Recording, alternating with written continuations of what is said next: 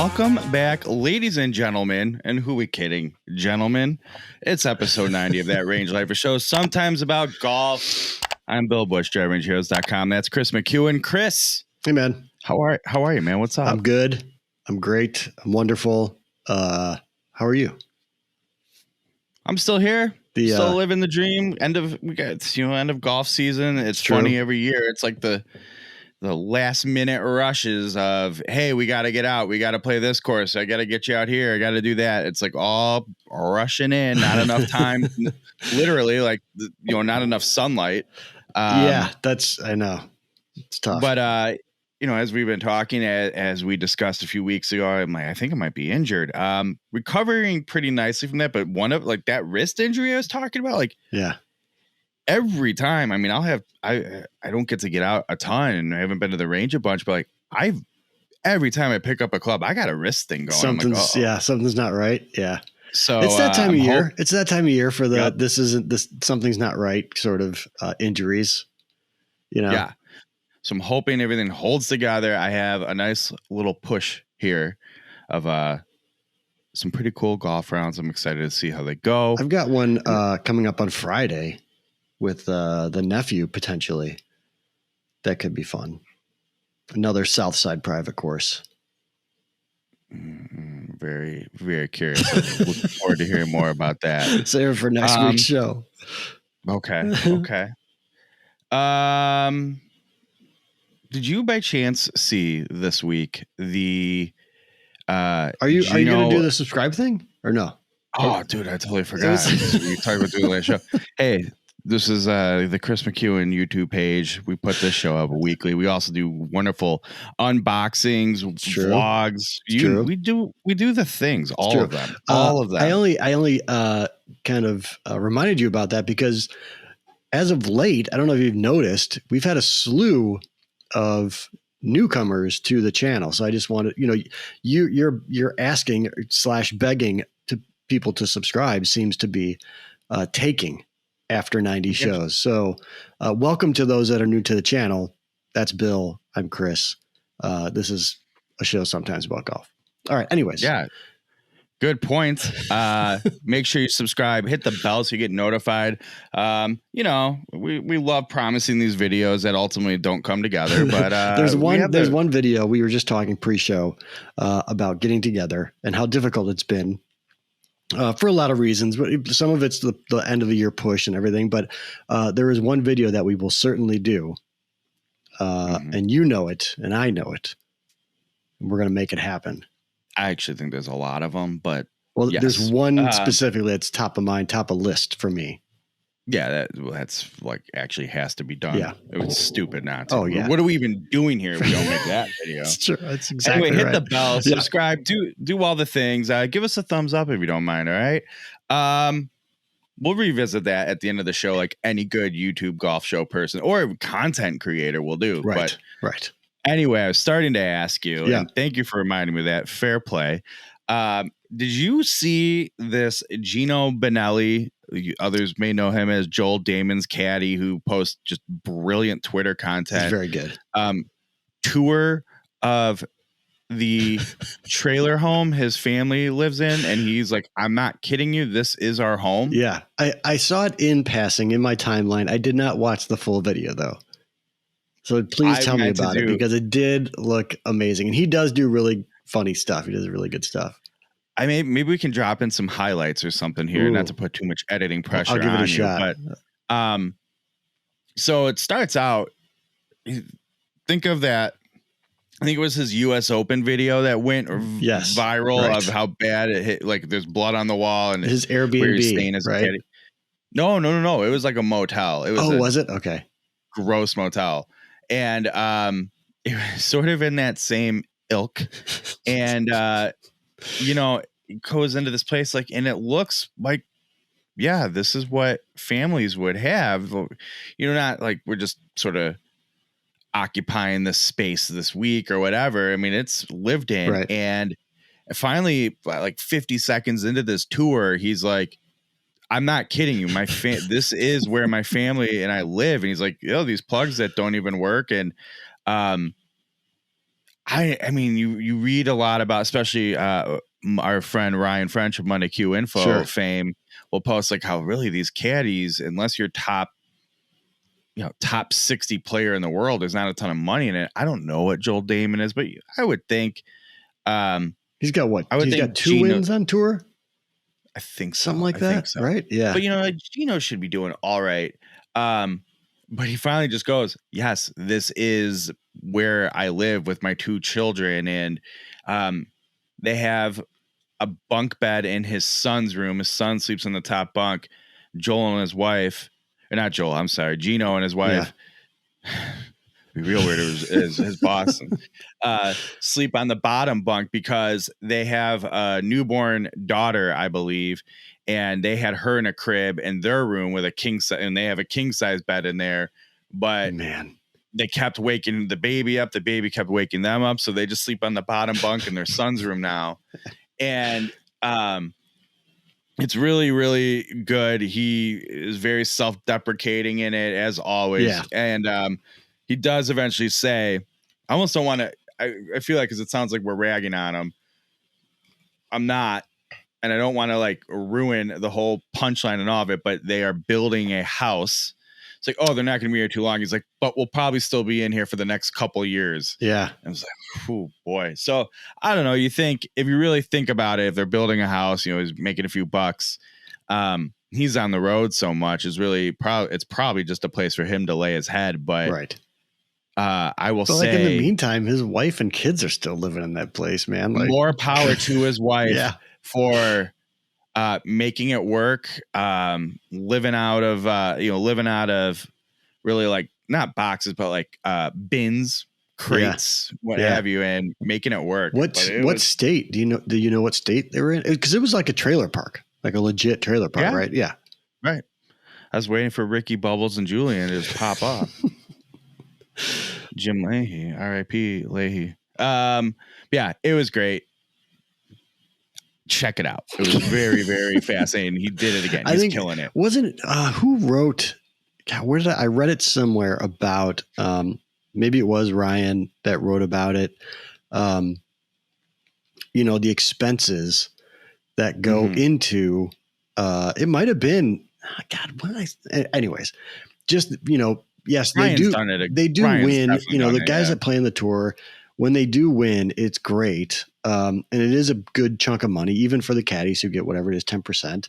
But all the expenses leading up to that win, I mean, it's these guys, a lot of these guys will work part-time or whatever, just to kind of like keep it going. And it's not the most glamorous thing in the world if you're one of the in this sort past of bottom week players. I saw an LPGA player is like had something around $504,000 in winnings. I saw this too. Yeah. And they're like, should be pretty good, right? They're like net income on that was basically breaking even. Right. I'm like, right. Between travel and coaches and equipment and entry fees, all that kind of stuff, man. Yep. That's my favorite. Yeah. I mean, I understand internet golf is really only 4% of the golfing community, really, but the of internet golf, the amount of people that are still like, all these players have all their entry fees and everything covered by their sponsors, and like Ricky Fowler. Shout out Rick. Well, I'm going to save Ricky Fowler for next week. Put a pin in it for me if you don't mind, Chris. Okay. I want to talk. There was a real gear nerd thing I observed. Oh. Shout out to Rick coming back. I'm not the only one. I saw it because other gear nerds were talking about it. But it was very exciting. We've talked about some of the stuff in the show, so I want to bring that up next week. Okay. And I will forget. So that's why I'm telling you. But they're like, is he Farmers? Yeah. No, Farmers Insurance. Farmers Insurance.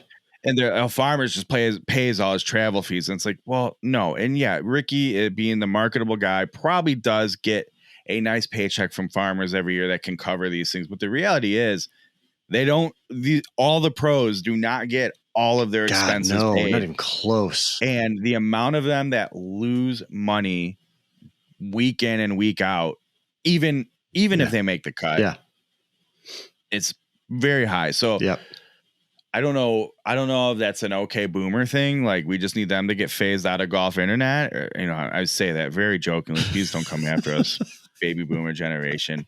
But there's something going on that people like just can't. I mean, it has been said enough by enough different outlets to say this isn't a narrative. Stop it. I think it's the professional athlete sort of thing, right? Like you just kind of assume. I'll admit it. Like before, being much more closer to it, if you will, or paying more attention to it.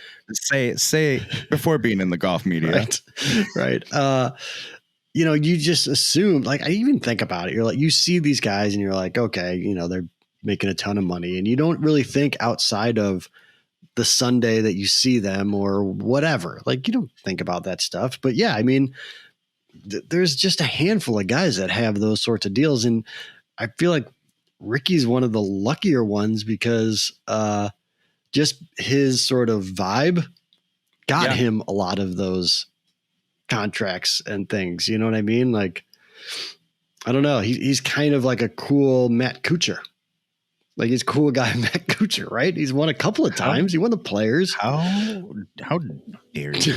But at the end of the day, he's how many? I mean, that stat that's been going around today, I think it was, where he's won whatever it is. It's like $43,000 a round throughout his, in his career is what he earned every round that he played. That's not normal.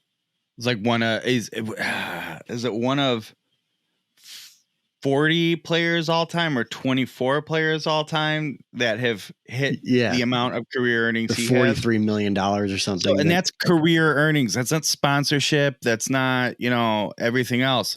He has won on tour and placing. And there's a good point. That like 2-year span where every single major, he was top 5. Like even Korn Ferry majors, all PGA majors, senior majors. Somehow Rick was like, top 2 on every single tour that people play golf on. Right. It became like a meme of Ricky Fowler shaking the hand of the guy who won, because he was always there on Sunday, trying I'm pretty sure he was somehow finding ways to lose to like Seve Ballesteros. He just was going just everything in history. I'll never forget the walk down 18 with him and Jack Nicklaus in Augusta. Right. I was 1 year old. Yeah. Hey, by the way, real quick, since we're doing like PGA Tour news stuff, and it's related to Ricky, but how about Rory coming back and winning himself a tournament? I was happy about that. I felt good about that. Even though he just won a plaque, but still, it's a win. Did you see him and TA3 shaking hands? Because I did see that. I did see that. TA3, man. We're 1 degree. You and I are 1 degree away from Rory McIlroy.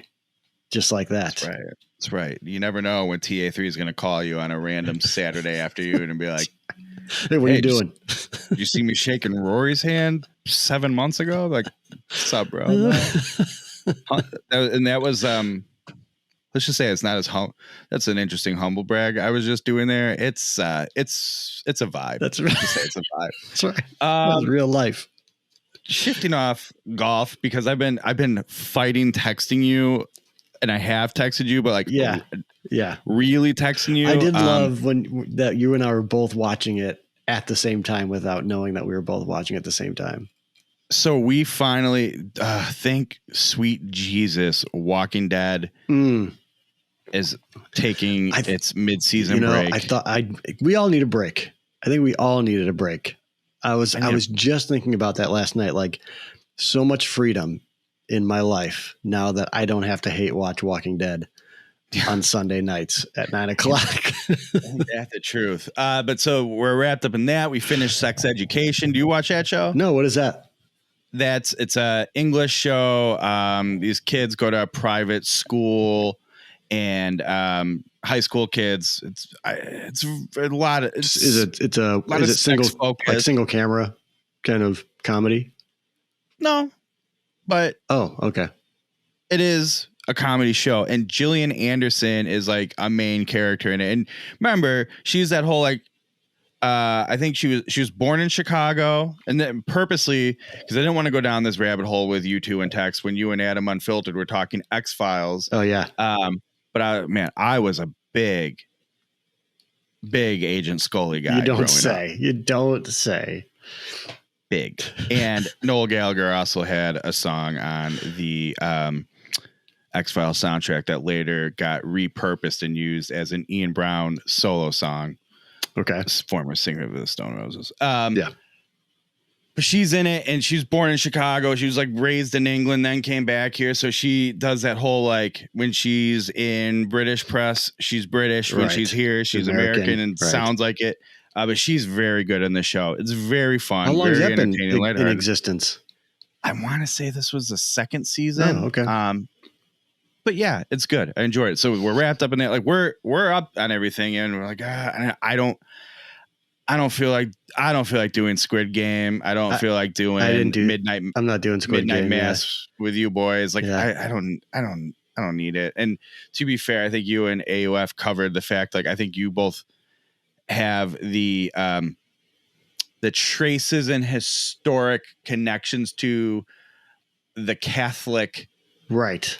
Fear, not even fear, but you know what I mean? The vibe. Yeah. Well, we're on the subject of vibes. Yeah. It is really good though. It is. It's totally true. Like I think I made a joke that I called out the wrong colored robe when the priest showed up. Like, wait, he's not supposed to be wearing that. Like literally, I'm watching it by myself.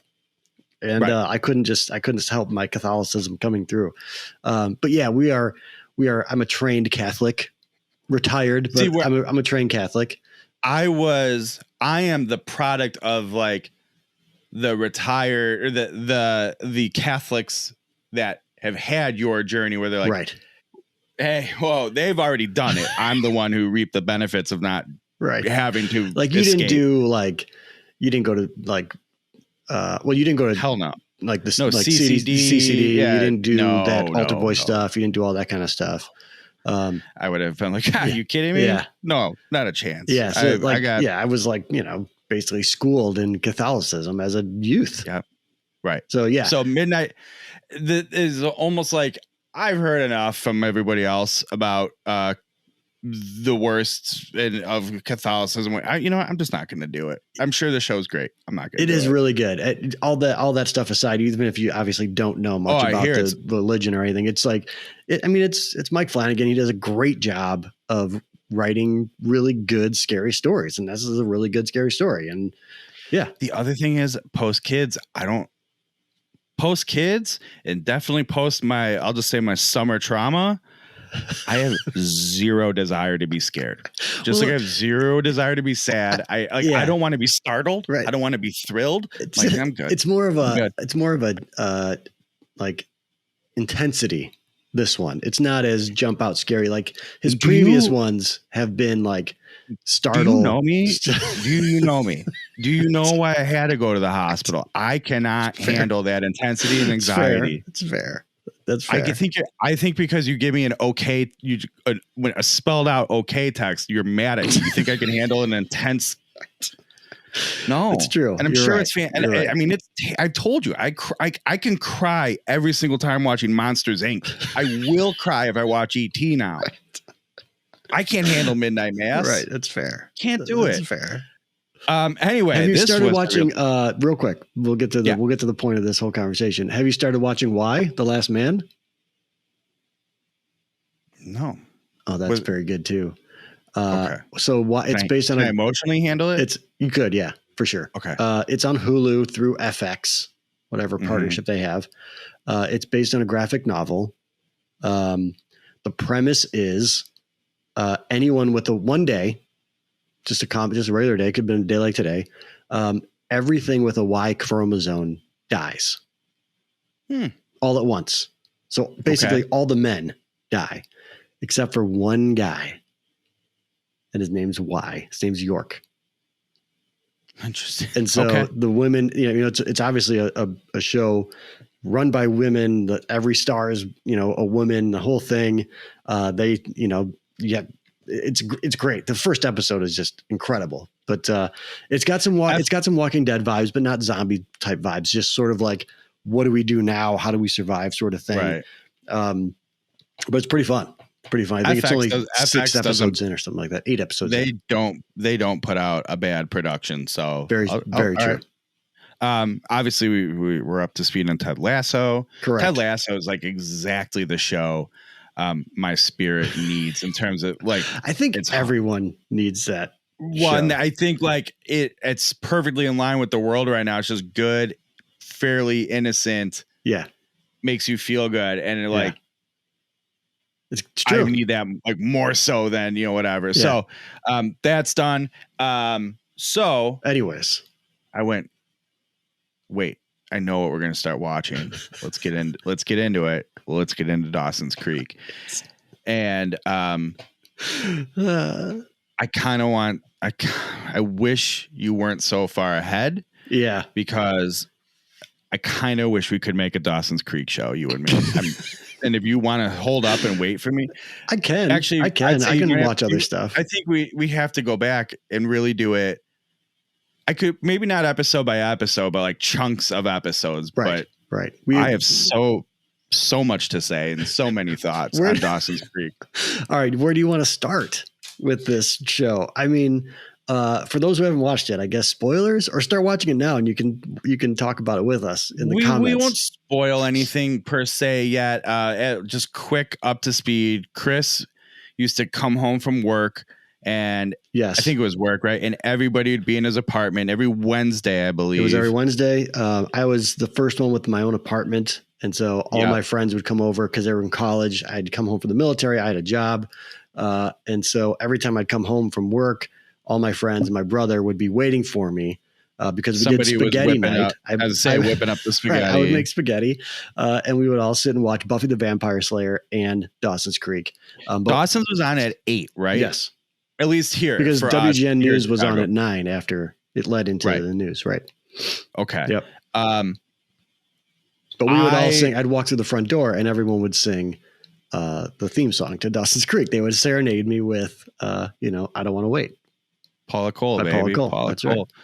Another Paula Cole gem. Where have all the cowboys gone? Remember that one? That is a good one. Yep. But we'll get back to the Paula Cole song for sure. But and then right. my thing was, I have a 6-year older sister. She watched it, so I would like watch it with her or whatever's on in our house. I can't tell you I really stuck through it. But then when I went to college, in the weird went to 8 a.m. class, came home at 9, didn't have class again till 2, just laying around your dorm doing whatever, and I watched Dawson's Creek on TBS straight through again. Oh, it was in syndication. Yeah. Right. And if it was great because you'd always have, depending on how far you got through things, you remember how they would do this where they'd run it in order from 8 a.m. to 10 a.m. every day. Yeah. Right. And then they would also do it 10 p.m. to midnight every day, but they were on different seasons and stuff. So you, depending on which window was different, right? You could be, so I could be watching season 2 in the morning and season 4 later. And because I knew what happened in all of them, I could keep up with them, but I really could catch up on them quick. Right. And then if you're I missed a couple weeks, so I'm behind, that's no problem. Or just start watching the night ones and right where I left off. Right. And then right back through them. You watch them again. Sure. So wait, how far into it are you at this point? So I did that all 4 years of college, and here we are. Let's go again. Yeah. And college, even for my being the baby of the group, I use that term very loosely. Sure. I graduated college in 2007. So I was there from 2004 to 3 to 7, right? That was a long time ago. Yeah, I had kids in elementary school at that point. They're all college kids now. Yeah. So we started, I think we're 3 episodes through. Right. Oh, right now? Yes. Oh, geez. Okay. So you're still in the infancy of it. Yeah. Well, and as first episode, I was texting oh my God, I totally forgot because it does. And you said it just goes away. I totally forgot the show started being based off of Dawson. Right. Being a huge movie guy and wants to make movies and be a director guy. Right. Yeah. I forgot about that. Right. Completely. Yeah. And I'm like, that's right. And so I know I have X amount of time of Dawson being a huge movie nerd. Oh yeah. Well, I mean, it's at least the first season and a half probably, because the first season he's making the movie. It's a whole thing. The Boston Junior, blah, blah, blah, whatever. Yeah. And then he gets, well, I don't want to ruin it for you. Well, and we won't. So I had a few things. Okay. One, yes. Go through your notes on Dawson's Creek. I forgot how annoying he's insufferable. He is. He's insufferable. And because it's funny, Zell was watching and she's like, was he like a thing back in the day? Like, because she's never seen it. She's like, was he like a heartthrob? I'm like, oh yeah. He was on the cover of all the Tiger Beat mags, man. Like all that stuff. I felt like he was like the B list though. He was still B listed. There were people who were above him, but he was there. He's a big deal. Even though he was just whiny and annoying and just brutal on this show.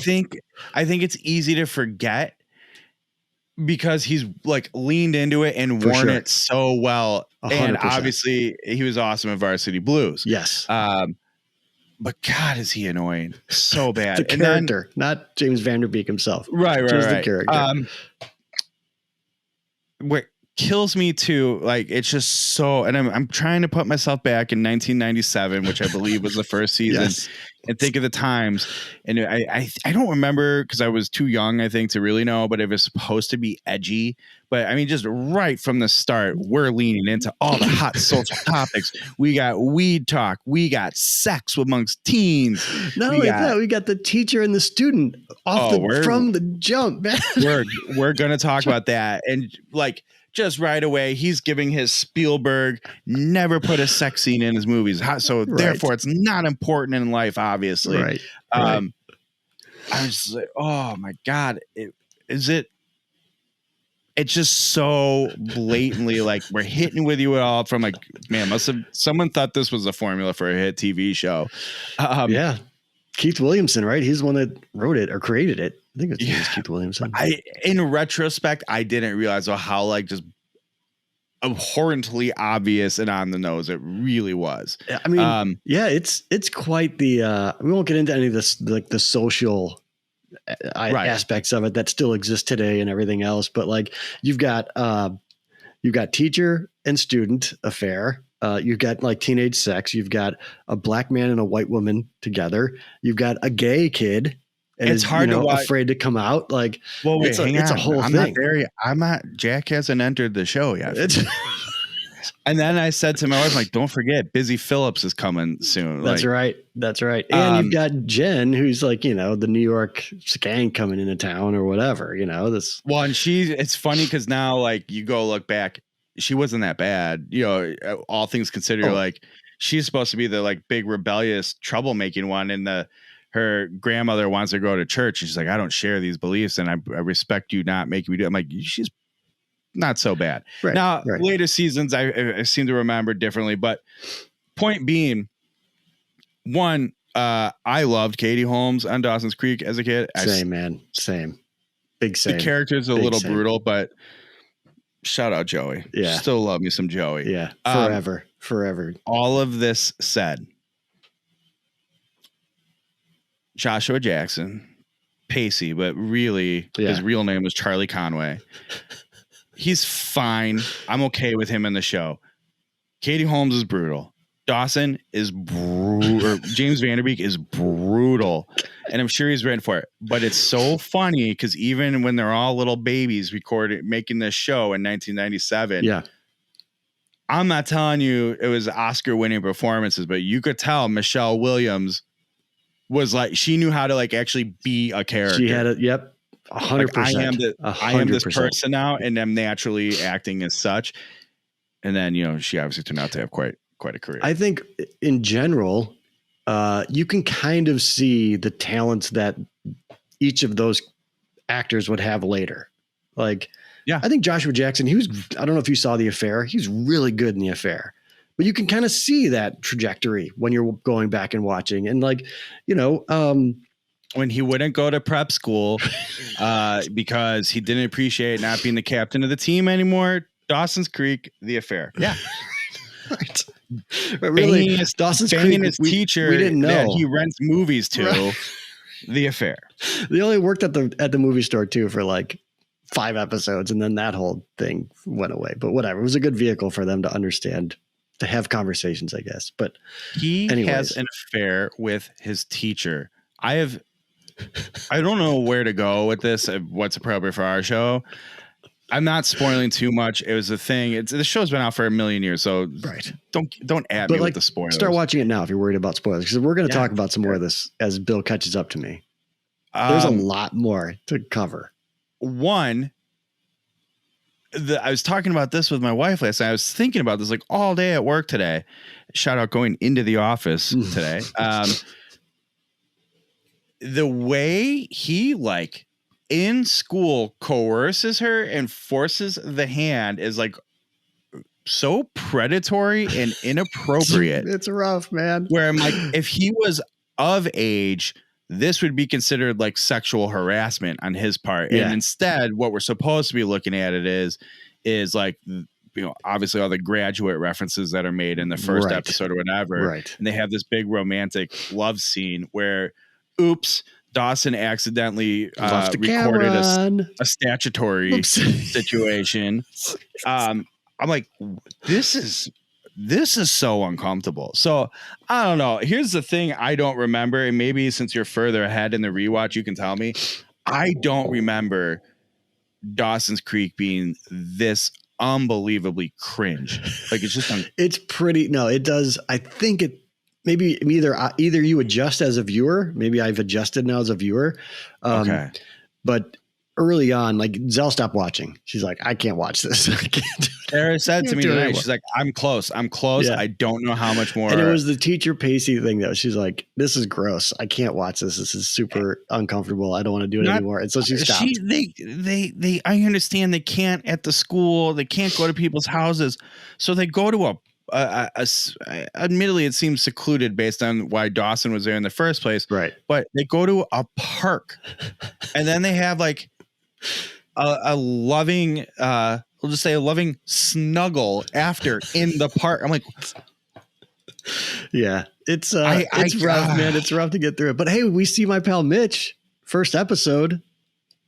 That's fun. That's fun. As what is it? I just blanked on his last name, his character. Not Mr. Ford. Is it Mr. Ford? I don't know. He's the movie class teacher. Can't remember that whole thing we're not even going to get into. Anyway, Dawson's Creek, the soundtrack I forgot, and obviously how it's about a time the very first song we hear? It's funny that you listed the soundtrack. The very first song of episode 1, season 1, Chumbawamba, coming at you. It's the same thing. She's like, you gotta be kidding me, Chumbawamba. Those rebellious anarchists. Oh, that's so good, Chumbawamba.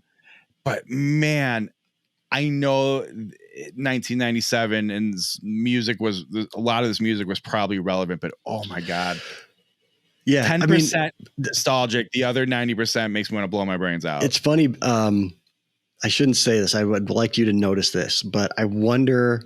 I mean, they must have started out with a pretty good budget for music. I mean, they got the Paula Cole song. They got Chumbawamba. And at the time, like that's a timestamp, right? I Get Knocked Down. They bought that song. They had some, I think like, was it Real Big Fish or Boss Tones or something in there? I wonder if you do research on all those bands, because it was a Warner Brothers production, maybe they had some sort, like if these were all Warner Brothers bands and they had some sort of licensing freedom. But then I feel like as we get later into the seasons, the music that you recognize isn't quite as recognizable. Like it becomes just sort of like it's like the free stuff you hear on our productions. Gotcha. Very anyway, Dawson's Creek. I'm looking forward to. I'll see how long I can stick with it. It's cringe. Yeah, but that's part of it too. I think that's part of the fun too. Is just watching something that's absolutely. Brutal. Yeah, it's like watching early Seinfeld. Yes, like it's bad, but so good. But we'll see. We'll see, and you can make sure you tell Zell like, hey, Bill and I talked about it, and they might have an abandoned ship thing going on for the same reason we did. For you viewers out there, if you want us to watch a different show and talk about it on the show, let us know. We're up for anything, but it has to be like mid to late 90s kickoff. I guess that's or else. It has to be a finished series. I'll put it at that. It has to be a series that is finished. We're a golf show. We're supposed to be. People are going to find us on a golf website, social. God, we're a golf show sometimes. We did the golf thing. Okay, let's go back to golf. Say we're like 35 minutes into a show. Do we want to save the topic, or do we want to do a little golf talk? Let's finish up with some golf talk. Okay. We'll make it quick. So I have to tell you, I've had all things considered, I feel like I've had a fairly decent golf season. Haven't played well, whatever. It's been a weird up and down, but I feel like every year I always have like one or two. Whoa, you got to play there. Yeah. And while we talked about, we played Beverly, that's up there. Right. But I have played it before, and Beverly's not totally inaccessible and like super rare for people to, especially like working in the city, people to play at some time. But it was like whatever weird year I had. I haven't really had anything like that this season. And then from the clouds, I'm not saying which right now because I don't know if I can, but I got one that came together. I was invited. I will be playing with John Heisey from DriveRangeHeroes.com and the man, the myth, the Twitter legend, Brian Tweed. Tweeds. I am. This is going like in terms. This is a big deal, huh? In terms of the story, I'm not telling you it's the most lucrative course I've ever played. It's got the biggest story of professional, this, that, whatever. But it does have a pedigree, but like in terms of my golf nerddom and any good Midwestern golf geek, it's big. It's really big. So I have that coming up next week. And then I think I'll probably get invited out to Oak Park one more time. Who knows what you and I will cook up. Yeah. It's like every year. And I don't know if it's the desperate throws. I don't know if it's the courses become more available. I don't know what it is, but it's that end of golf season curse. I actually wrote a blog about my end of golf season curse, which also usually correlates with some pretty good golf being like actually played, hitting the ball. Well, yeah, of course. Right. Good news. I'm not threatening that this season. So you've had a really from a playability perspective, just being able to play, you've had some challenges. That is a win. Yeah. That said, I've had some of the best rounds I've had in quite a while in the mix. It's such a weird year. Maybe that's a winter show. But I feel like there's not enough time in the day all of a sudden to play all this golf. And I'm like, hey, no, you have to understand, I can't go to this thing because I got this really crazy opportunity. And it's like, well, you said that 2 days ago. Right. You're like, yeah, but this one and now this one. That's pretty interesting. I feel like I'm on the other side of that. I'm on like, all right, that's about it. That should do it for the year. Yeah, but you go hard all season. It's you've true. been on trips. You've done a lot. Yes, and it's true. I'm ready to play some fall and winter golf where we just kind of screw around and play wherever, whenever. So excited for that. Yeah. So excited. Yeah. But yeah, there's just something about I'm interested because in a lot of ways, the golf season's really starting up for the Floridians, the Georgians. Sure. Their cooler months are coming. Like, good, we can finally play golf now. And then all the cold weather people who can afford it are going south to play that big time golf, or even traveling maybe to Europe or who knows where. But there's something about this fall run where everybody else seems to be wrapping it up, and my golf season just like kicks it into one last death throw high gear. Just get as many rounds as you can. When's that? When's the round of all rounds next week? Tuesday. Yeah. Oh, okay, great. So we'll know about it come Thursday. Recording this. Next Thursday. Yeah, probably won't make the show. Probably won't make the show because hopefully we've had our act together and recorded before Tuesday. But you never know with us. You never know. Yeah, very excited about that. End of season golf. I feel like if you're a real golf nerd, can't let your guard down. Especially you've seen here, we've gotten down to the 40s. It's been pretty cold today. We started the day at about 42 degrees. Finished the day around 78. Yep. And that's insane. Yep. But but I think we got about 2 weeks left. I think hopefully we get through October, and then I think that's enough. Well, I think then we're into cold weather golf. One, you'll get a snowfall or two, then it'll melt and go away. No one else is playing except us at St. Andrews or Cog Hill. Right. And it'll be fun. But I think that's sort of the point, end of golf season, right? You gotta, if you're like us, right, keep that game somewhat sharp and intact, because you can still play quite a bit of good golf, or decent golf. Oh, for sure. Decent golf. For sure. And it's a really fun time to play. I don't know, a lot less traffic. You can screw around more. There's conditions can be absurd, and that I don't know. I think we have fun, like when we play our matches, like you, me, Riv, whatever. Right. Yeah, we don't care. Like whatever. We're hitting out of puddles. Right. You're like standing in. Right. Someone drove a cart and left some just deep mud trench. Your ball's in it. Well, you got to hit it. Play where it lies, man. Yeah. Or the snow and ice sheets that are just a little bit left, even though it's 60 degrees out. Like I have so much fun doing that stuff. That is fun. I feel like that's like our new like kickoff of the golf season is playing. It's like making tees out of the leftover snow.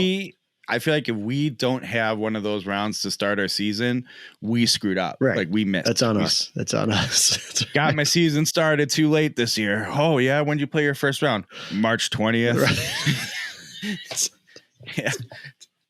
I mean, there's a window like February 8th to 23rd where, I mean, the course was probably only 75% snow and ice. We could have played. Right. I just dropped the ball. I didn't want it enough. I don't know. It just didn't happen.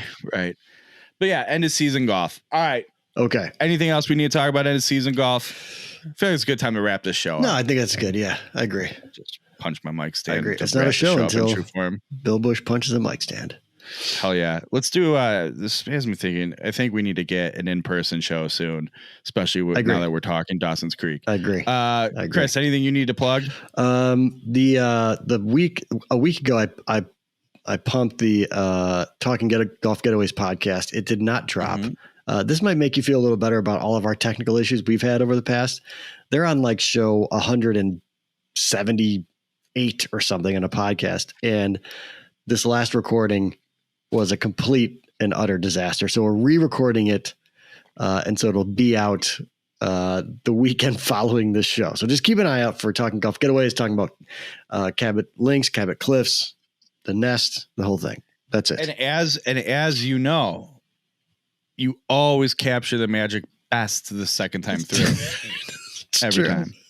And I will say this, I don't say this often about myself, but I produced and edited the shit out of that first episode, that first version. But it still did not pass muster for the stars of the show. So we're going to do it again. I had jokes to make. I'm like, nah, he won't take them the right way. So I'm just not going to. Hey, do me a favor if you get a chance. Okay. Check out driverangeheroes.com.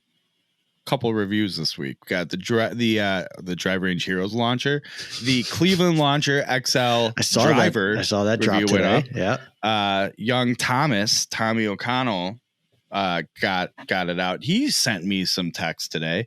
He played. He doesn't golf as much anymore. For those who do not follow young Thomas, he is living in Arizona. Right. He is a convert to mountain biking, and as he does, spends a lot of money on it, a lot of time, and he doesn't do anything light. You got super into CrossFit. That was it. It's what he does. So he's super into mountain biking now. But every now and then he does still get out and plays a little golf, and he played at Wolf Creek. I saw some pictures of that. He sends me a text today. He's like, if you're looking to go play a traditional golf course or desert golf course, or really like just play traditional golf, you don't go here. And I'm like, oh, so it's like a circus. It wasn't fun. And he's like, no, it's super fun. Yeah. It looked beautiful. He's like, but it's a straight up made up golf course in Tiger Woods golf, Of course. But it looked wild. Yeah. I played played Dubs Dread a couple weekends ago. I don't know if you know that, Tommy. I feel like when you get to the West, and I think people, if you watch the show or whatever, and you live there, but you get to, I mean, especially in Vegas and in Phoenix and Scottsdale and stuff, you get some really manufactured stuff. Have to. Yeah, totally. You have to. Totally. And so why not have fun with it? Just, right. Make it unique. So he did that. That's cool. Check out that review. And also, friends of the show, I did a review of the True Linkswear Lux Sports. Oh, yeah. Great fall/winter spikeless golf shoe. I'm really into. They will be, especially as things are cooling down a little bit. I'm noticing my faithful True Knit 2s are getting a little chilly in the morning, and it can get a little dewy and a little wet. A little too much breathability. But not the Lux Sport. Yeah. Not the Lux Sport. Check out that review. That's what we got going on. All right. Links in the description if you're looking for them. Fine. As always. All right. Don't forget, subscribe to Chris McEwen's YouTube channel here. You can find out all the stuff we're cranking out. Just cranking out. That's right. And hit him up on @Chris McEwen on all the social medias. You can find me at Range Heroes on all those same social medias. That's Chris McEwen. I'm Bill Bush, DriveRangeHeroes.com. This is episode 90 of That Range Life, a show sometimes about Dawson's Creek. Thanks for watching. We'll see you next week.